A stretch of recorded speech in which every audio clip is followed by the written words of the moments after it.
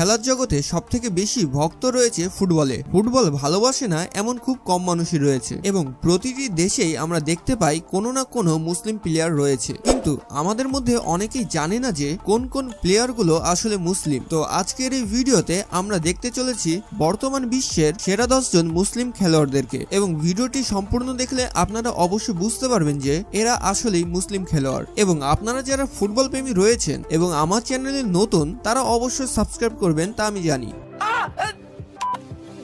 তো বন্ধুরা, প্রথমে রয়েছে ইব্রাহিম মুভিজ। এই মুসলিম প্লেয়ারটি ছোটবেলা থেকেই ফুটবলার হওয়ার ইচ্ছা ছিল, যে কারণে তিনি স্কুলে থাকা অবস্থায় এম ইন লাইফ প্যারাগ্রাফে একজন প্রফেশনাল ফুটবলার হওয়ার কথা বলেছিলেন, এবং তিনি এটিও বলেছিলেন যে তিনি তার দেশকে রিপ্রেজেন্ট করবে, এবং এটি শুনে অনেকে হেসেছিল। এবং তিনি নেদারল্যান্ডে সবথেকে বড় ক্লাব থেকে খেলে সকলের মুখ বন্ধ করে দেয়। এছাড়াও তার নামে একটি ওয়ার্ল্ড রেকর্ডও রয়েছে। তিনি সবচেয়ে দূর থেকে বাইসাইকেল কিক করে একটি গোল করেছেন, যেটি Guinness book of world record নাম রয়েছে। এছাড়াও তিনি বার্সেলোনা ক্লাবেও খেলেছেন। তো এরপরে রয়েছে পল পগবা। পল পগবা জন্মসূত্রে একজন মুসলিম, এবং আমাদের মধ্যে অনেকে হয়তো এটি জানতো না। মাত্র 24 বছর বয়সে ফ্রান্স দল থেকে বিশ্বকাপ খেলে একটি অবিশ্বাস্য জনপ্রিয়তা লাভ করে নিয়েছে, এবং বর্তমান সময়ে সবচেয়ে বড় ব্যালন ড'অরের দাবিদার হচ্ছেন তিনি। এছাড়াও জানলে অবাক হবেন, তিনি একজন মুসলিম খেলোয়াড় এবং মিডফিল্ডার হিসেবে খেলেন, এবং তিনি এক ইন্টারভিউ বলেন যে তিনি ইসলামের সকল বিধিনিষেধ ভালোভাবে পালন করার চেষ্টা করেন। 2007 সালের অন্যতম দামি একজন ফুটবল খেলোয়াড় হিসেবে তিনি ওমরা হজ পালন করেছেন। সেখানে তিনি মক্কা শরীফের সামনে যেয়ে ছবি তোলেন এবং টুইটারে পোস্ট করে নিজের জীবনের সেরা মুহূর্ত হিসেবে জানান। তো বন্ধুরা, এরপরে রয়েছে করিম বেনজেমা। রিয়াল মাদ্রিদ এই স্ট্রাইকার একজন মুসলিম ধর্মের অনুসারী। রিয়াল মাদ্রিদ অন্যতম তারকা ফুটবলার হচ্ছেন ইনি। এছাড়াও জানলে খুশি হবেন যে তিনি রোজার দিনেও রোজা রেখে খেলেছেন, এবং সে ম্যাচটি ছিল তার জন্য অনেক ইম্পর্টেন্ট। এছাড়াও তিনি কখনোই অ্যালকোহল জাতীয় পানি ছুঁয়ে দেখেননি, যেখানে আমরা সকলে জানি যে ম্যাচ জেতার পরে অনেকেই সেলিব্রেট করে, কিন্তু এই ব্যক্তিটি তাদের মতো নয়। তিনি ইসলামের সকল কিছুই মেনে চলেন, কিন্তু একটি ইন্টারভিউয়ে তিনি বলেন যে তিনি মুসলিম বলে ইউরোপের অনেক টুর্নামেন্টে অংশগ্রহণ করতে পারেন না, এবং তিনি জন্মগ্রহণ করেছেন 1987 সালে, এবং সেই হিসেবে তার বর্তমান বয়স হচ্ছে 34 বছর। তো বন্ধুরা, এরপরে রয়েছে নিকোলাস অ্যানেমিকা। তো বন্ধুরা, এই ফুটবল প্লেয়ারটি জন্মগ্রহণ করেছে 1979 সালে,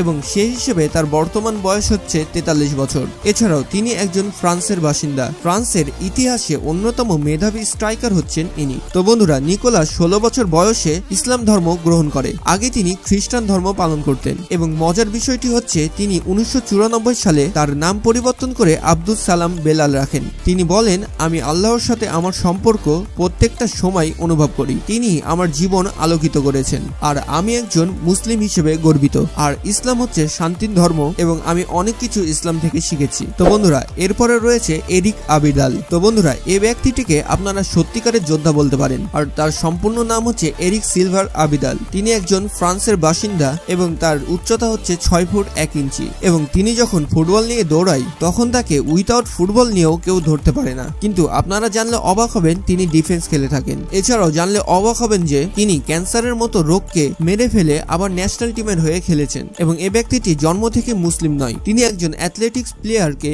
বিয়ে করার পরে খ্রিস্টান থেকে মুসলিম ধর্ম গ্রহণ করে, এবং তিনি এটি বলেন যে আমি শুধুমাত্র আমার স্ত্রীর জন্য মুসলিম হইনি, এটি হয়তো আল্লাহর পক্ষ থেকে আমার উপহার, এবং আমি মুসলিম হয়ে আসলে গর্বিত, কারণ আমি জানি মুসলিম একটি শান্তির ধর্ম। তো বন্ধুরা, এরপরে রয়েছে ইমানুয়েল আবেদায়োরা। আফ্রিকা মহাদেশের অন্যতম ফুটবল প্লেয়ারের নাম নিলে এই প্লেয়ারটির নাম অবশ্যই থাকবে, ইমানুয়েল আবেদায়োরা। আর সকলেই শুনলে খুশি হবেন যে 2015 সালের রমজান মাসে তিনি ইসলাম ধর্ম গ্রহণ করেন। নিজ দেশ টগোতে একটি অনুষ্ঠানে তিনি ইসলাম ধর্ম গ্রহণ করে, এবং তার এই ইসলাম ধর্ম গ্রহণ নিয়ে অনেকেই সমালোচনা করেছিল, এবং টটেনহামের আসার আগে রিয়াল মাদ্রিদ হয়ে খেলেছেন তিনি, এবং তার ফুটবল ক্যারিয়ার শুরু হয় 2000 সাল থেকে, এবং 2008 সালে তিনি সর্বসেরা খেলোয়াড় ঘোষিত হয়েছিলেন। তো এরপরে রয়েছে মেসুত ওজিল। এই প্লেয়ারটিকে চেনেন না খুবই কম মানুষই রয়েছেন। জার্মানির এই প্লেয়ারটি বিশ্বব্যাপী জনপ্রিয়তা লাভ করে নিয়েছে অ্যাসিস্ট কিং হিসেবে, এবং তিনি খুব দ্রুতগামী এবং টেকনিক্যাল একজন প্লেয়ার। তার পাস দেওয়ার ধরনটা একদমই আলাদা। তিনি কখন কাকে পাস দিবেন এটি কেউ বুঝতে পারে না এবং মাঝমাঠ থেকে তিনি ফরওয়ার্ডকে এমনভাবে বল বানিয়ে দেন যে স্ট্রাইকারের গোল করতে একটুও অসুবিধা হয় না এবং এর জন্যই অনেকে তার নাম দিয়েছে মিস্টার অ্যাসিস্ট মেশিন। উজিতকে প্রায় ফুটবল মাঠে প্রার্থনা করতে দেখা যায় এবং ম্যাচ শুরু হওয়ার পূর্বে কোরআন তেলাওয়াত করেন এবং তিনি নিজে বলেছেন, আমি মাঠে নামার পূর্বে প্রার্থনা করি এবং আমার টিমমেটরা এটি আগে থেকে জানে, যার কারণে আমার প্রার্থনা করার সময় তারা আমাকে ডিস্টার্ব করে না। সর্বশেষ 2018 সালে রাশিয়া বিশ্বকাপে উজিল এবং জার্মানিকে বিদায় নিতে হয় প্রথম পর্বতে। তো এরপরে রয়েছে সাদিও মানে। বাড়িতে তার অনেক ভাই বোন, নিজেদের মধ্যে সবসময় মারপিট লেগেই থাকে এবং তার মধ্যে থাকতে থাকতে হাঁপিয়ে উঠেছিল এই ছেলেটি। বাড়িতে তার মন বসত না, বেরিয়ে যেত রাস্তায়, কাগজ ও চামড়া জড়িয়ে ফুটবল বানিয়ে তিনি খেলতে শুরু করেন এবং সেনেগালের অখ্যাত এই প্লেয়ারটি সেরা স্ট্রাইকারদের মধ্যে একজন এবং তার ভক্তরা তাকে ব্ল্যাক ডায়মন্ড নামেও চেনে। এছাড়াও অনেকেই জানেন যে তিনি ইসলাম ধর্মের একজন অনুসারী এবং তিনি এক ইন্টারভিউয়ে বলেন যে ধর্মীয় বিশ্বাস অনেক বড় আমার কাছে এবং আমি ইসলামের সকল বিধিবিধান মেনে চলি এবং 5 ওয়াক্ত নামাজও পড়ি এবং ফুটবলের সাথে ইসলামের কোনো বিরোধ নেই, তাই আমি ফুটবলকেও ভালোবাসি এবং আমার পিতামাতা গর্বিত আমি একজন ফুটবলার। এবং আপনারা জানলে অবাক হবেন যে তার বাবা একজন মসজিদের ইমাম ছিলেন এবং তিনি 2 মিনিট 56 সেকেন্ডে 3টি গোল করে মানে একটি হ্যাটট্রিক করে একটি অবিশ্বাস্য ওয়ার্ল্ড রেকর্ড তৈরি করে, যেটি আজও ইংলিশ প্রিমিয়ার লিগে দ্রুততম হ্যাটট্রিকের রেকর্ড রয়েছে। তো এরপরে রয়েছে জিনেদিন জিদান। সর্বকালের সেরা ফুটবলারদের নাম নিলে জিনেদিন জিদানের নাম অবশ্যই থাকবে। তিনি তার ফুটবল ক্যারিয়ার শেষ করার পরে তিনি এখন বর্তমানে একজন কোচ হিসেবে দায়িত্ব পালন করছেন।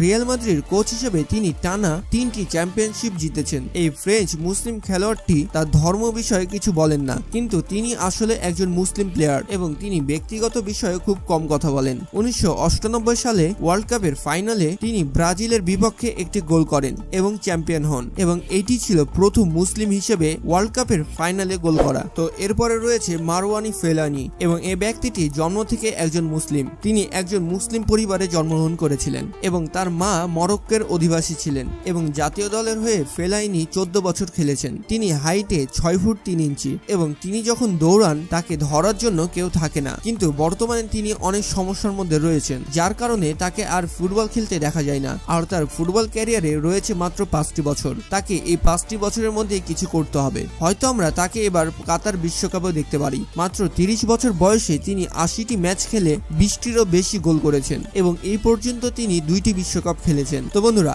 আজকের এই ভিডিওটি কেমন লাগলো এবং আপনার ফেভারিট মুসলিম প্লেয়ার কে তা আমাদের কমেন্ট বক্সে জানাতে ভুলবেন না কিন্তু। এবং আমি যদি কোনো প্লেয়ারের নাম না নিয়ে থাকি সেটিও আমাদের কমেন্ট বক্সে অবশ্যই জানাতে পারবেন এবং কোনো ভুল ত্রুটি হলে অবশ্যই ক্ষমা দৃষ্টিতে দেখবেন এবং ফুটবল